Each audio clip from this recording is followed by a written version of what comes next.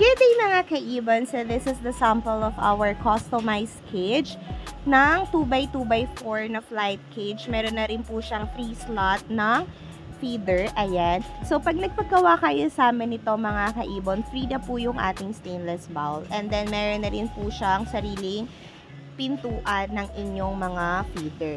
So, para hindi na kayo mahirapan. And of course, free na rin po ang ating poop tray lock. So, napakaganda mga kaibon nito. And then, hindi lang yan. Nag-order din po siya ng kanyang mga pairing boxes sa kanyang mga flight cage. Ayan. And of course, purchase din po. So, kung mapapansin nyo, napakalaki ng door nito para accessible po sa lahat ng ilalagay nyo sa loob. Kasyang-kasya. And then, may divider din po ito mga kaibon. So, ganito po siya kakapal. 14 gauge po ito. Yung ating divider, ganito lang po siya kunin at ibalik. So, meron na rin po siyang sariling locks. So, ayan. So, napakalaki mga kaibon. So, for interested, mag-PM lang po kayo sa amin. So, ganyan lang po yung kakapal. And then, nagpa-add din po siya ng 17x30 single AC type.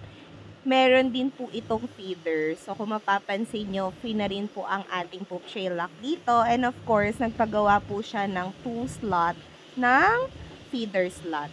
So, ayan. So, ito tornilyo to para sa kanyang cage stand.